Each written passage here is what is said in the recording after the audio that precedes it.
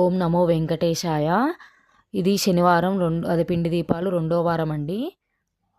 మంచిగా దేవుణ్ణి గంధం బొట్లు పెట్టేసుకొని, ఆయనకు తులసిమాల అంటే ఇష్టం కాబట్టి తులసిమాల వేసేసుకొని, ఆయనకు రెడ్ పూలు అంటే ఇష్టమని మందార పువ్వు పెట్టేసుకున్నాను.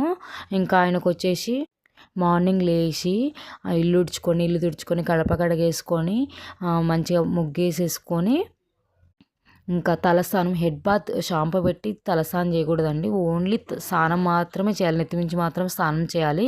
ఎందుకంటే మనం ఒక్క పొద్దు ఉంటాం కాబట్టి షాంపూ పెట్టి చేయకూడదు.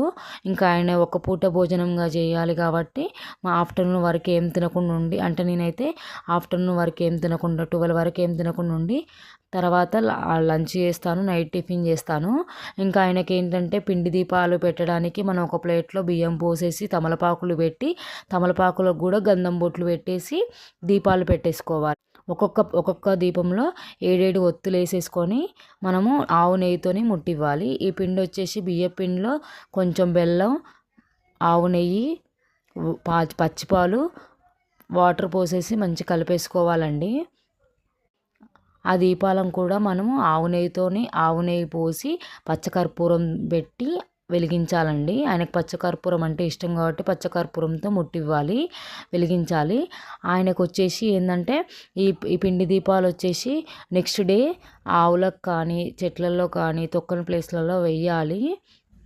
కొంతమంది వచ్చేసి 7 దీపాలు పెట్టుకుంటారు, కానీ నేను అదే 6 వీక్స్ 2 దీపాలు పెట్టేసుకొని 7th వీక్ 8th వీక్ మాత్రం వడ్డీ కాసుల వాడు కదండి, అందుకే 8th వీక్ ఆ 2 వీక్స్ వచ్చేసి నేను 7 దీపాలు పెట్టి చేసుకుంటాను.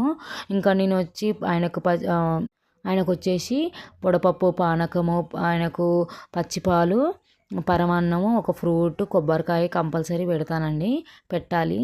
ఇంకా వచ్చేసి మనం అన్నీ నైవేద్యంగా పెట్టేసుకున్న తర్వాత ఆయనకి పచ్చకర్పూరంతోనే హారతి ఇవ్వాలండి. ఇలా చేసుకుంటే మన కోరికలన్నీ నెరవేరుతాయి.